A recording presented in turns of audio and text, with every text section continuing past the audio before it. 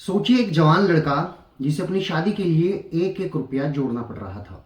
अचानक उससे उसका गुरु कहता है कि तुम्हें शादी के लिए एक पैसा भी खर्च नहीं करना पड़ेगा, बस तुम्हें मेरे साथ मिलकर मंदिर के पीछे एक 7 फुट गहरा गड्ढा खोदना है। वो गरीब लड़का खुश हो जाता है। वो कुदाल उठाता है और पसीना बहाता है और गड्ढा खोद डालता है। लेकिन उसे यह नहीं पता कि जिस गड्ढे को वो अपनी खुशियों की बुनियाद समझकर खोद रहा था, उसी गड्ढे में दो जिंदा इंसानों को बेहोशी की हालत में डालकर ऊपर से मिट्टी और टाइल्स बिछा दी जाएंगी। और सबसे ज्यादा खौफनाक बात, उस मंदिर में रोजाना सैकड़ों श्रद्धालु आते थे, पूजा अर्चना करते थे, माथा टेकते थे। और ठीक उसी मंदिर के फर्श के नीचे महज कुछ फीट की दूरी पर दो दोस्त 19 दिनों तक एक दूसरे से लिपटे हुए सड़ रहे थे। अगर सोशल मीडिया पर वो एक तस्वीर वायरल न होती तो शायद एक ऐसा ब्लाइंड मर्डर बनकर ये रह जाता जिसकी खबर इस दुनिया को कभी ना मिलती। आखिर कौन थे वो दो दोस्त जो अचानक रहस्यमय तरीके से गायब हुए? क्यों एक मंदिर के महंत ने भगवान के धाम को कत्लगाह बना दिया? और कैसे एक शादी के लालच ने इस खौफनाक जुर्म का रास्ता साफ किया? आइए आज के इस वीडियो में हम समझते हैं उत्तर प्रदेश के बागपत के एक मामले को, जहां से बेहद चौंकाने वाली और रोंगटे खड़ी कर देने वाली ये कहानी शुरू होती है। उत्तर प्रदेश का बागपत जिला है और उससे लगभग 20 किलोमीटर दूर एक शांत गांव है सिगोली तगा। इस गांव में रहने वाला 27 साल का अंकित, जो अपने माँ बाप का इकलौता बेटा था और दोनों पैरों से विकलांग था, वो चलने फिरने में असमर्थ था। अंकित की जिंदगी में अगर कोई सबसे करीबी सहारा था तो वो उसके घर के ठीक सामने रहने वाला उसका जिगरी दोस्त इसरार, जिसकी उम्र करीब 31-32 साल थी। इसरार शादीशुदा था, 3 छोटे छोटे मासूम बच्चों का बाप था और पेशे से मजदूरी करता था। अंकित को जब भी कहीं जाना होता वो इसरार को ही आवाज लगाता और दोनों साथ निकल पड़ते। अब तारीख थी 25 जुलाई 2026। 25 जुलाई को दोपहर के लगभग 2 बजे का वक्त था। अंकित अपने दोस्त इसरार से कहता है कि चल भाई, जरा बाहर कर घूम कर आते हैं, बाहर तक चलते हैं, कुछ काम है। दोनों इसरार की मोटरसाइकिल पर सवार होते हैं। जो इसरार है वो बाइक चला रहा था, अंकित पीछे बैठा था।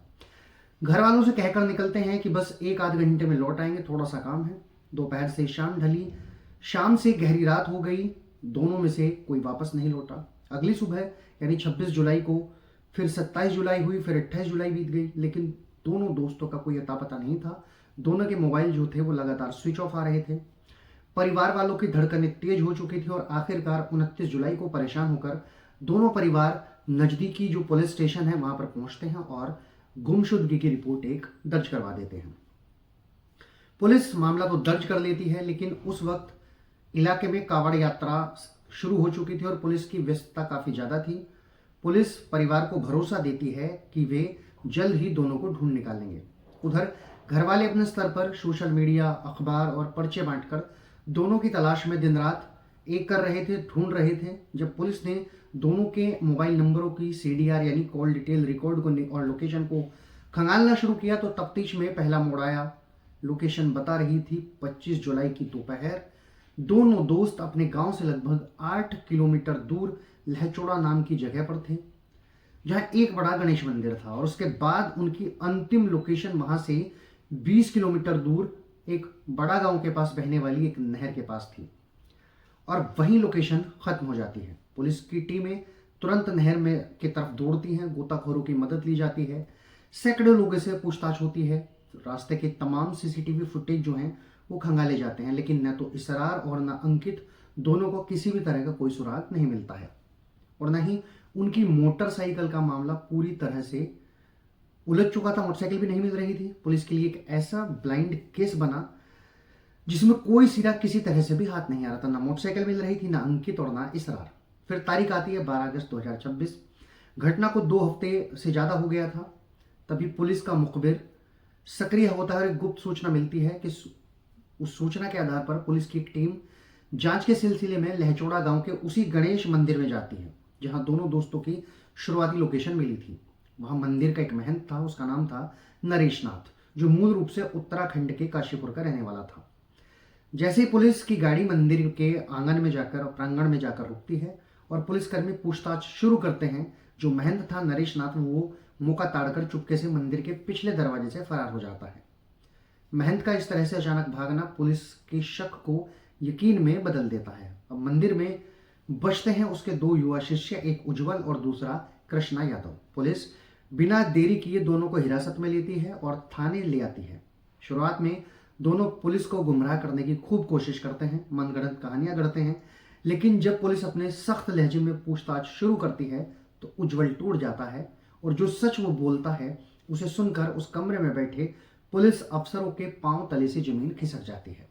उज्जवल कांपते हुए कहता है कि साहब, मंदिर के पीछे फर्श के नीचे खुदाई कीजिए, आपको दोनों की लाशें वहीं मिलेगी। 12 और 13 अगस्त 2026 की दरमियानी रात, वक्त लगभग तड़के सुबह 3 बजे, थाने के एसएचओ, सर्किल ऑफिसर, सर्विलांस की टीम और मजिस्ट्रेट की मौजूदगी में पुलिस बल लहचौड़ा के गणेश मंदिर के पिछले हिस्से में पहुंचता है, जिस जगह पर चमकदार टाइल्स लगाई हुई थी। वहां खुदाई शुरू की जाती है। 1 फुट खोदा जाता है, 2 फुट, फिर 4 फुट और लगभग 6-7 फुट गहरा गड्ढा खोद दिया जाता है तो मिट्टी के नीचे एक असहनीय बदबू का गुबार उठता है। रोशनी में जब नीचे देखा जाता है तो वहां 2 इंसानी जिस्म एक दूसरे से लिपटे हुए पड़े थे। 19 दिनों तक मिट्टी के नीचे दबे रहने की वजह से लाशें पूरी तरह सड़ चुकी थी, डिकम्पोज हो चुकी थी। मौके पर जो रोते बिलखते परिवार वाले हैं वो पहुंचते हैं और इसरार के हाथ में बंधी हुई घड़ी और कपड़ों से उसकी पहचान हो जाती है। वहीं इकलौता बेटा जो दिव्यांग था, अंकित, उसकी देह देखकर उसकी मां और बहनों का रो रो कर बुरा हाल हो जाता है। हर कोई हैरान था कि आखिर एक मंदिर के महंत की इन 2 मामूली युवकों से ऐसी क्या दुश्मनी हो सकती है कि उसने इतना खौफनाक कत्ल कर दिया दोनों लोगों का। जब पुलिस ने गिरफ्तार शिष्यों से गहन पूछताछ की तो इस पूरी साजिश की एक एक परत उधड़ती चली गई। कहानी की शुरुआत 1 साल पहले हुई थी। महंत नरेश नाथ जो था वो अंकित के ही गांव सिगोली तगा में एक मंदिर में पूजा पाठ करता था। वहां अंकित की बहन मंदिर में आती जाती थी। धीरे धीरे महंत और लड़की के बीच में नजदीकियां बढ़ने लगी। जब गांव वालों को इस बात की भनक लगी तो उन्होंने गुस्से में महंत जो था वो नरेश नाथ, उसको पीट कर गांव से खदेड़ दिया। गांव से निकल जाने के बाद नरेश नाथ लहचौड़ा के गणेश मंदिर में आकर रहने लगा था। लेकिन 25 जुलाई 2026 को सोशल मीडिया पर एक फोटो वायरल होता है जिसमें दावा किया गया कि महंत अभी भी उस लड़की के संपर्क में है जो कि अंकित की बहन थी। यह बात जब विकलांग अंकित को पता चली तो उसके खून में उबाल आ गया। वो अपने दोस्त इसरार को साथ लेकर महंत नरेश नाथ को समझाने और चेतावनी देने गणेश मंदिर में पहुंच जाता है। मंदिर में जो कहासुनी है वो शुरू होती है और महंत समझ गया कि अगर ये बात फैलती है तो उसका ये मंदिर भी हाथ से निकल जाएगा, उसको यहाँ से भी जाना पड़ेगा। उसने बड़ी चालाकी से दोनों को शांत किया। इसरार और अंकित को माफी मांगी और बड़े प्यार से उन्हें चाय पिलाई। लेकिन उस चाय में महंत ने नशीली दवा की ओवरडोज मिला दी थी। चाय पीते ही दोनों अचेत होकर गिर पड़े।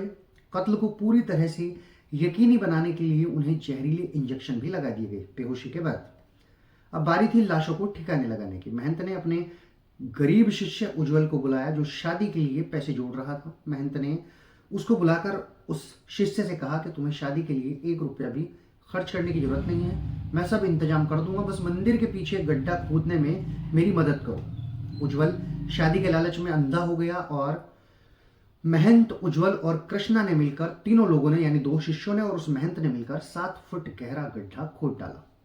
महंत के 15 साल के बेटे को गेट पर बैठाया गया कि वो पहरादारी करे। बेहोश पड़े अंकित और इसरार को उसी गड्ढे में फेंक दिया गया। ऊपर से मिट्टी डालकर समतल कर दिया गया और तुरंत उस पर टाइल्स बिछा दिए गए ताकि किसी को किसी तरह का कोई शक ना हो। इसके बाद पुलिस को भटकाने के लिए महंत ने दोनों का मोबाइल फोन 20 किलोमीटर दूर नहर में फेंक दिया और उनकी मोटरसाइकिल को 25 किलोमीटर दूर यमुना नदी में बहा दिया।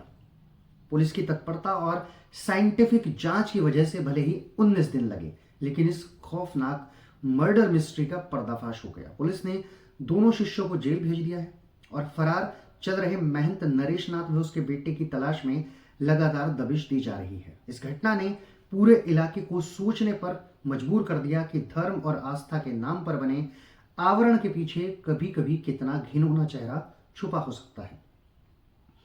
दोस्तों, इस घटना को आपके सामने लाने का मकसद मेरा जो था वो किसी की भावनाओं को ठेस पहुंचाना नहीं है, बल्कि आपको जागरूक और सतर्क बनाना है। अंधविश्वास और आंख बंद करके किसी पर भी भरोसा करना कितना खतरनाक हो सकता है, ये केस इसका जीता जागता सबूत है। तो आज की कहानी में इतना ही। अगर ये कहानी आपको जागरूक करती है तो इसे शेयर कीजिएगा, इस वीडियो को लाइक कीजिएगा और यदि आप हमारे चैनल पर नए हैं तो हमारे चैनल को जरूर सब्सक्राइब कीजिएगा। मैं जल्द एक बहुत अच्छी वीडियो के साथ आपसे फिर से मिलूंगा।